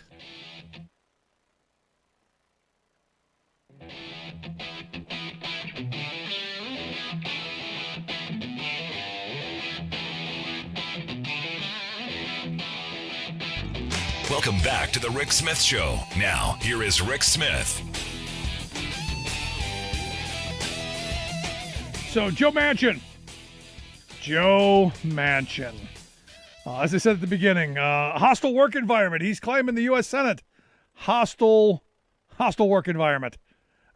You go, if anyone has the ability to change their work environment, don't you think it'd be a U.S. Senator? Don't you think you would have the ability to make things better? Oh, I don't know, by maybe voting on something that's going to make people's lives better? That might make your environment a little bit better. Now, interestingly enough, Representative Cori Bush had something to say about Joe Manchin and his opposition to the Build Back Better Act. He says that, she says that Manchin's opposition is because it's anti-black, anti-child, anti-woman, and anti-immigrant. She said, when we talk about transformative change, we are talking about a bill that will benefit black, brown, indigenous communities. I don't know that that's helpful, especially in West Virginia. But here to share some thoughts on, does Joe Manchin work in a hostile work environment, and can he change it? I've asked our good friend, former Ohio Congressman and political analyst Bob Ney to come share some thoughts. Bob, thanks for taking time for us. Well, thank you, Rick. So let's think about this for a second. Joe Manchin's claiming hostile work environment. People are bugging him. People want him to do something. It's hostile.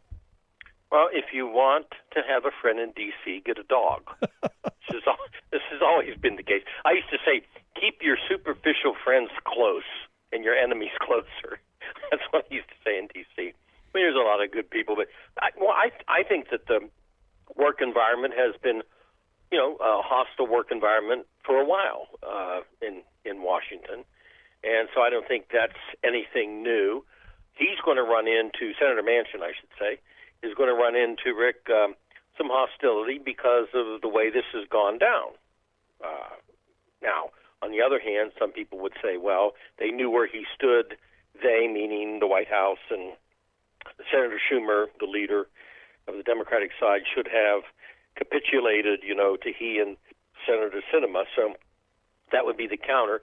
But I'm sure he's running into a lot of hostile feelings. And I think Cori Bush, although I will disagree with her statement on several fronts, and I find problems with her statements on several fronts, and I don't think that Senator Manchin is anti-black by any stretch of the imagination, but he's going to run into this because people are going to be angry with him.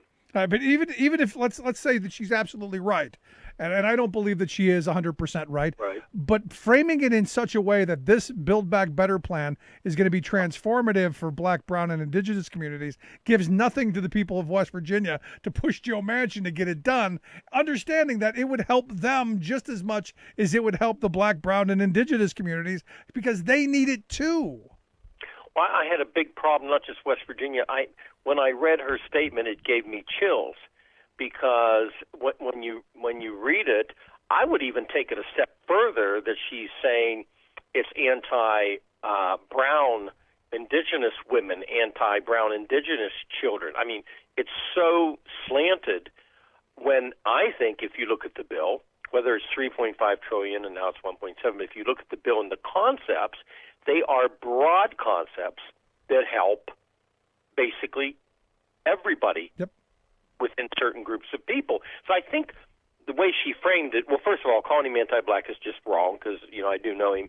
But number two, I think the way she framed it, it's not a good selling point. It's sort of like, oh, okay, so it's not helping, other people that aren't into these categories. So it was a statement she made that just doesn't frame the bill in the right way. And yes, you're correct, doesn't help to get, it's support in West Virginia in particular. Yes. Yeah, I mean, if the goal is to get to move Manchin, this probably wasn't the statement. Right. Now, I'm not gonna debate whether it's true or not. I don't want to go down those rabbit holes. But just the framing of it, and this is where I think the left does a poor job in comparison to the messaging that the right does. The right never explains anything. They never defend anything. It's always attack. And when the left tries to attack, it doesn't come off right. Well, correct, and you're right, because when the left attacks, in a lot of cases, and particularly in our times now, they will frame it that the hit comes only for a certain group of people, and if a bill doesn't pass, it hits a lot of people. And of course, the right are famous for giving numbers, when they're talking about housing, X amount of billions of dollars, blah, blah, blah, to the point you want to, fall asleep. They don't talk about anything about substance of policy. So yes, the framing on both sides, they need to take a course in framing. Now, Tuesday's election was what it was. I mean, there are a lot of people now, saying, well, this is history. No sitting president has, won these governor's races, since Ronald Reagan was in the White House. In fact, I guess the last one in Virginia, when I guess it was Wilder that won while George H.W. Bush was in the White House. Right. This was expected. That wasn't a big deal. Was Tuesday a big deal? Yes. And now, is it the complete, for sure, this is it, end of the world, tsunami red is coming? No. Is there time to do something about this for the Democratic side? Yes. And especially because the Republicans do not have an agenda, and the Republicans are doing what I and you would expect. They're sitting back and doing nothing. Right. Because right now, this is the circular firing squad. This is, whether McConnell's, obstructionist, which he is, whether McConnell has no new ideas, which he doesn't, it doesn't matter, because right now, this is Cory Bush versus Joe Manchin. This isn't, McConnell. You don't even see his name out there. So, yes, it was a big deal. And if just not the two gubernatorial races, but also the Minneapolis ballot issue and, the New York mayoral race, it's pointing to, center type of thinking, all right? That doesn't mean just center Democrats. There's a lot of center people, in this country, independent, Democrat-leaning, independent, Republican-leaning, less of them, but they're still there.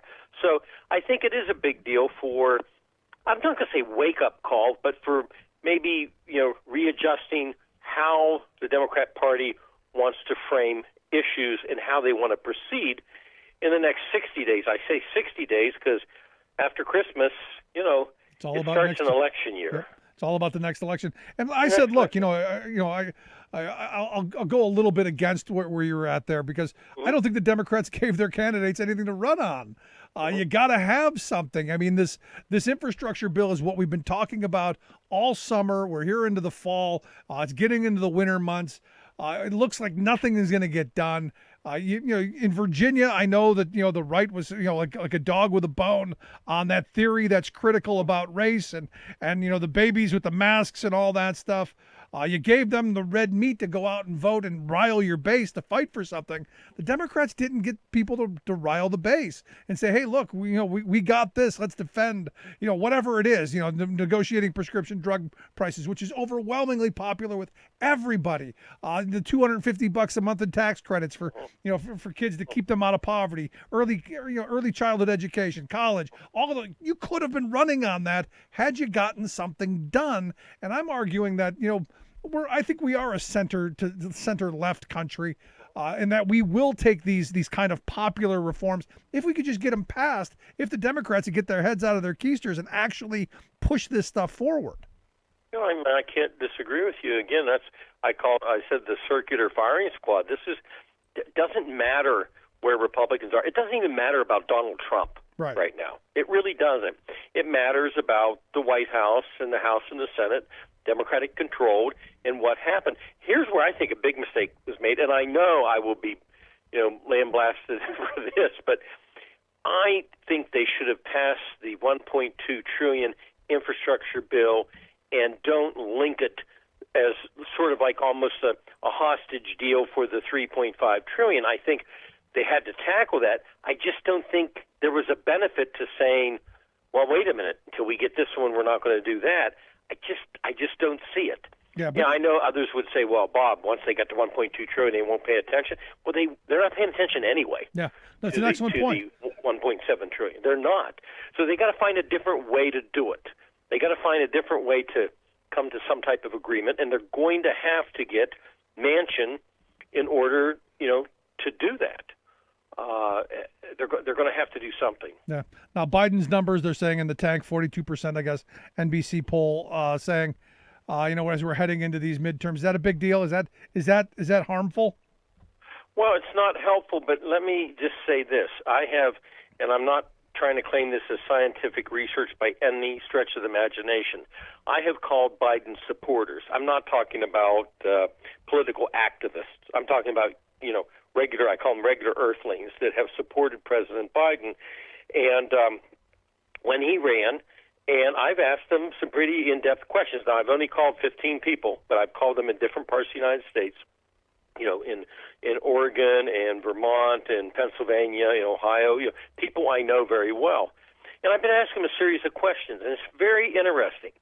Some of them aren't sure why they're not enthused with Biden, but he's not on if they were a 10 with Biden a year ago, he's not on the number 2 or 3 now.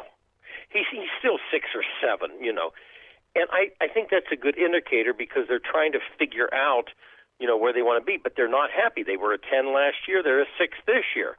So those are the kinds of people that are in this polling, But I think they are people that could be brought back home. Right. On Biden, and it's going to depend a lot on the economy. But I still also will argue, and I know he's got a big controversy coming on the vaccines, but I will still argue on the COVID, even though people are shifting away from that.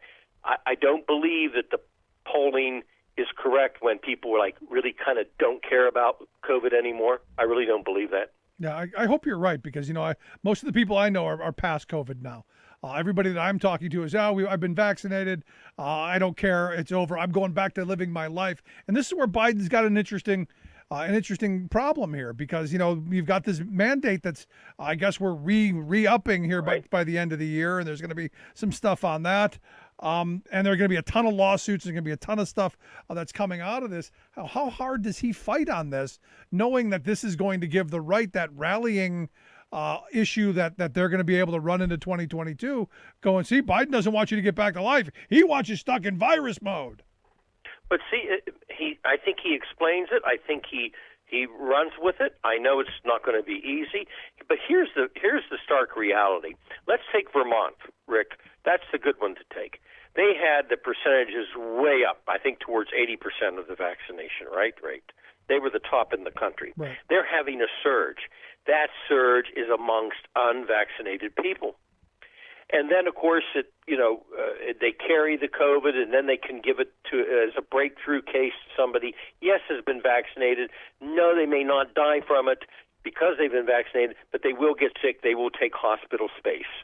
So as a result, I think the president knows if he doesn't, stand pretty firm on doing something, we could have a real horrible surge out there. And then, of course, people turn around and say, he didn't do anything. Yeah.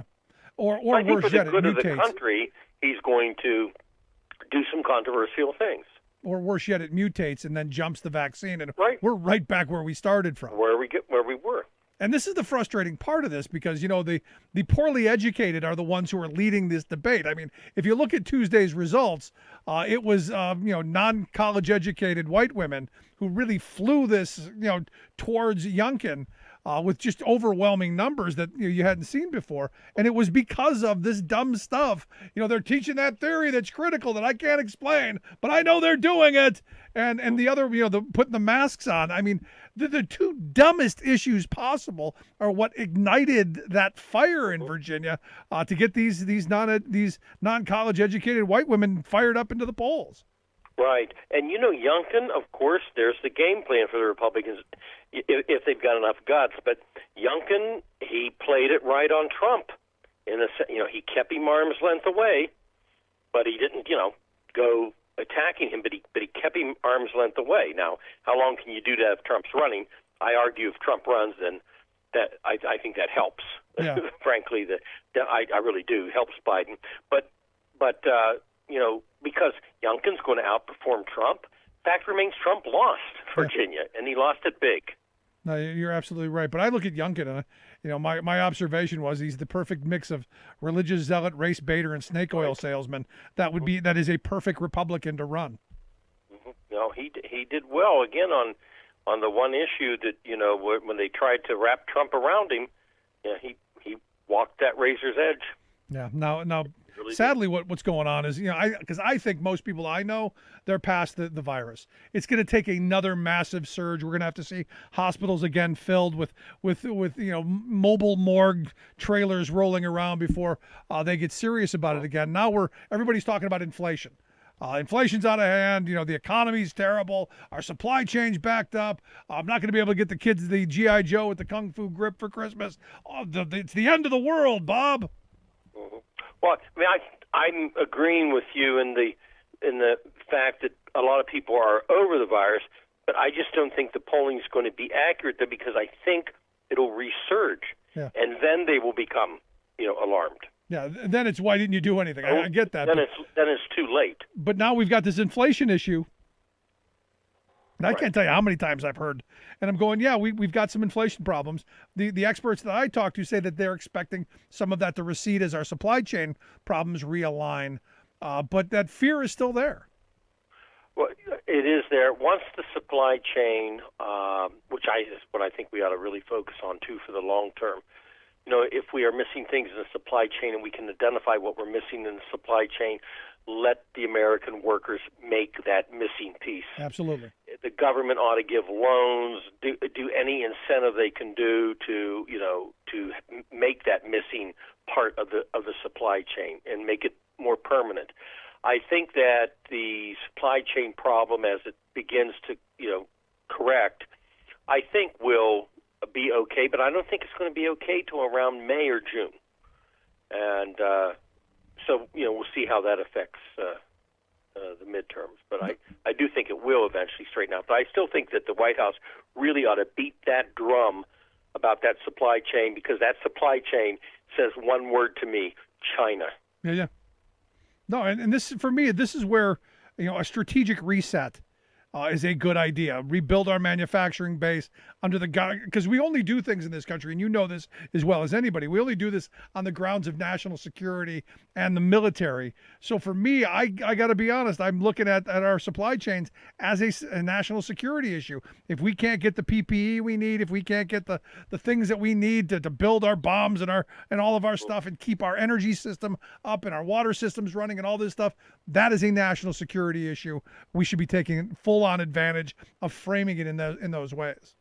Well, you're right. When we used to fight, the group of us, which was Bernie Sanders, myself, Kucinich, Lobiondo, I mean, I can keep naming names, La Tourette of Ohio, R's and D's that would fight together this issue.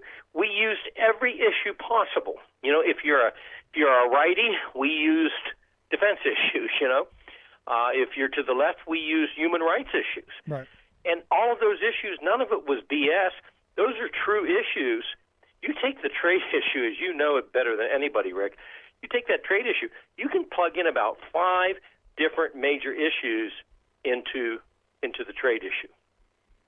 You really can. But given the polarization of what's going on, especially in the Senate, I mean, is it possible to move on something that would? I mean, I keep going. Okay, we've got all these great ideas. How do we get it? How do we get it passed? How do we get action? What I see happened on Tuesday for Democrats is there wasn't any action. There wasn't anything done. You got to get stuff done, and you say it all the time. When you were in Congress, you may have voted for it in the House. If it died in the Senate, the voter didn't care. All they cared about is it didn't get done. Got to get things done.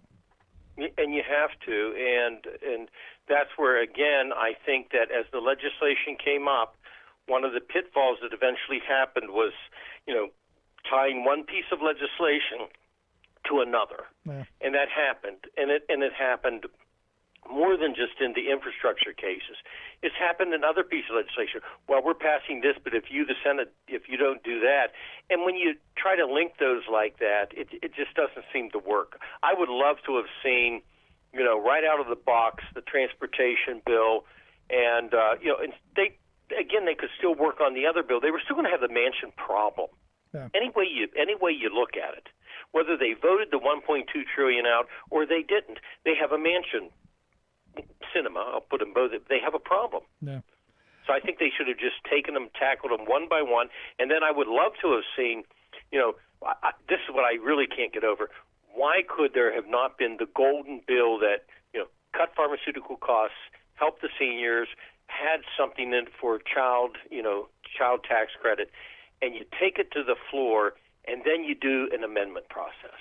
And then you do those, what I call the sexy, spicy amendments, Rick, that you have to sit there, and even some of the Republicans will say, I don't know if I want to vote against that, Yeah. But they would have got it past the cloture and the filibuster, and they would have got it to the floor where it would have a chance.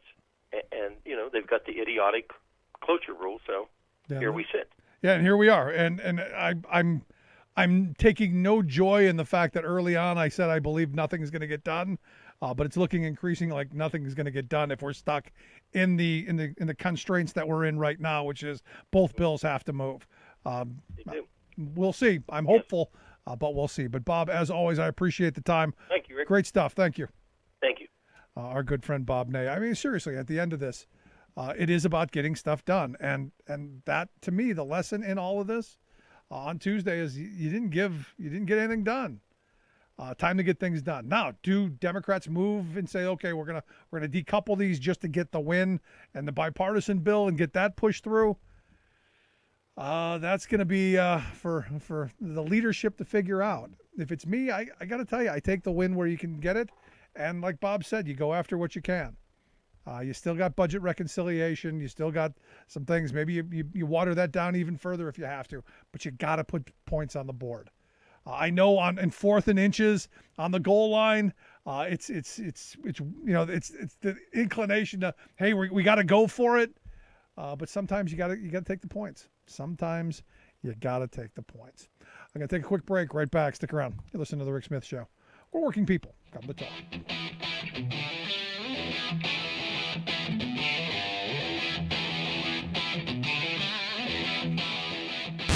Saving work in America, one show at a time. The Rick Smith Show.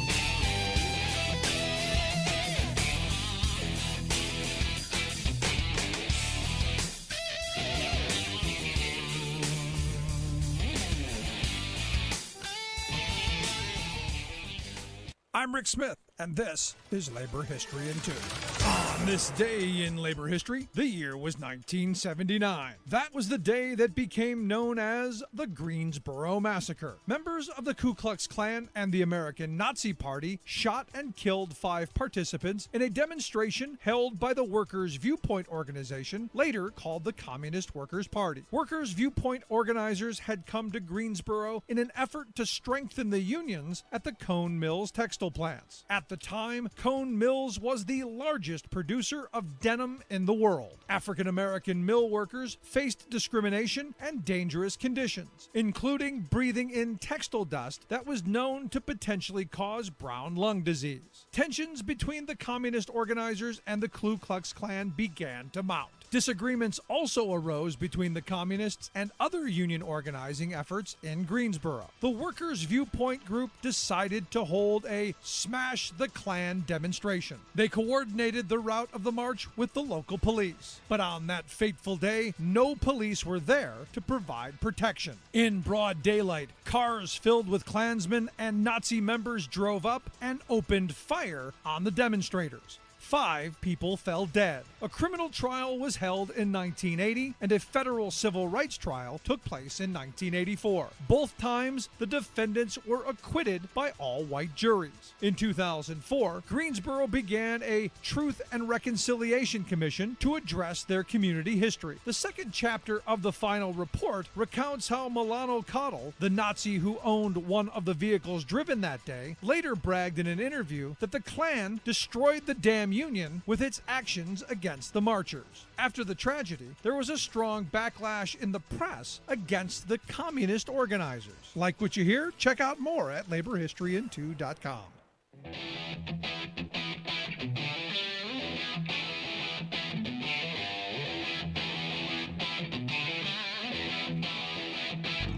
Welcome back to the Rick Smith Show. Now, here is Rick Smith. So where we started off, look, Democrats, you got to get out in the streets. This is the answer here. You got to get under those picket lines. You got to talk to people where they are. You got to get that, what I've been calling a master's class in working class economics. You got to get out there and find out what life's been like. You know, I look at Manchin saying that, you know, it's a hostile work environment in the Senate. I don't think he knows what a hostile work environment is. You know, the sad reality is workplaces in this country are so unequal, and it's part of this situation where people are angry. The voters are angry. They want things to get done. They want their lives to get better. You know, invariably when I talk to people, it's about, you know, hey, the struggles. You know, so is it surprising when someone says, you know, what's your number one issue? And it's always the economy, because that's how they support their families. You know, if people are doing well, and this goes back, you know, decades. If people are doing well, they stick with the horse that got them to the dance. If you're doing well, you're gonna stay in that lane. We're gonna back this horse because we're doing well. If things aren't going well, you're gonna be looking for changes. Now, if you're repeatedly told how horrible things are, because we're told now things are just horrible. The economy's horrible, and yet I look at Pennsylvania as one of the states with the fewest unemployment claims, you know, and an economy that's doing pretty well, and yet people are still complaining things are bad. It's horrible. You know, I got into a discussion with a guy not too long ago, and he's like, the economy's terrible, inflation's through the roof. I go, are you doing well? He goes, well, I'm doing well. I go, well, I'm doing well too. I asked another guy, you doing okay? Yeah, we're doing okay. So what's the problem? Well, we've heard. You know, so a lot of what we're being thrown at us is a lot of this anecdotal stuff. Are there people struggling? Yes. And we got to help them. And by helping them, we help all of us. This is not rocket science. And for me, it's about, you know, there are things that we need to do, like better roads, bridges, infrastructure that are going to help businesses, going to help consumers, going to help workers, going to help everybody. It is a no-brainer. Why that isn't done, no idea. The other no-brainer is what's in this Build Back Better plan. And when I talk to Republican voters, and I say, this is what's actually in it. You know, I had someone tell me, no, Rick, there's the $450,000 for every immigrant. That's in that bill. I go, no, it's not. It's not. I don't know who lied to you and told you it's not there. Not there. It's not there. What is there? Pre-K. What is there? College. That's what was there. Negotiating for prescription drug prices. That was there. Family medical leave. That was there. All stripped out, but it was there originally. The idea of, you know, extending the tax credits for people with kids, things that we say we want. We want to bring children into this world, should be able to feed them. All things we say we want. And yet, here we are time and time again, people voting against their economic interest because they've been dangled the shiny thing. The red meat's out there. And the right does it better than anyone. They are masters at serving up division and divisiveness. They are masters at pitting us against each other. But when you stop and talk about it, should Granny get hearing aids? People are like, yeah. Should Granny be able to get a new set of chompers every once in a while? Absolutely. Some glasses? Yes. Should we be making it to improve people's lives? Yes. Is it under the guise of socialism? No. It's under the guise of we've got things that need to get done and we do them. You know, my view has always been government is how we do the things collectively that individually we can't. I can't pave the road out in front of my house. Everyone in my community coming together and funding it, then we can. That's what our government is for. And yet you have these powerful interests, this powerful moneyed interests who keep trying to divorce us from our government and divorce us from our unions and our institutions and basically, you know, slicing and dicing us up and then pitting us against one another. Well, easy to pick off. Because the winners in this gridlock are the very wealthy, the powerful corporations. Those are the winners in this. The rest of us are losers. And it doesn't matter what stripe or what color you put yourself into, what flag you carry, even if it's an idiotic JFK Jr. flag, which just blows my mind that you would go to Dealey Plaza and expect JFK freaking Jr. to show up at Dealey Plaza. It's insane. But yet, there are people out there on Tuesday going, JFK Jr. is coming back. I guess Elvis was going to open up for the Stones and Charlie Watts was going to be back on the drums. It was going to be great. Jeez. America, we got work to do. I'd love to hear your thoughts. You can email me, rick@thericksmithshow.com. If you missed any part of the program today, you can download the podcast there at the website, thericksmithshow.com. Email me, rick@thericksmithshow.com. Any questions, comments, love to hear it. Follow us on social media at Rick Smith Show on Twitter. Go over to the Facebook thing. We do post. I don't do much interacting on Facebook. I find it just ridiculous. But also you can subscribe to our YouTube page, give us a like, share it, do all that stuff, comment. I'll love to hear all of that. Thank you so much for being here. We'll see you back here next time.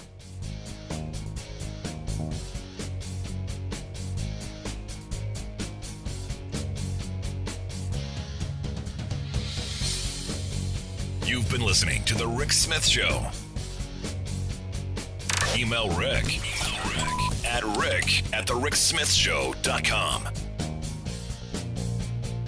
Until next time, this has been The Rick Smith Show, where working people come to talk.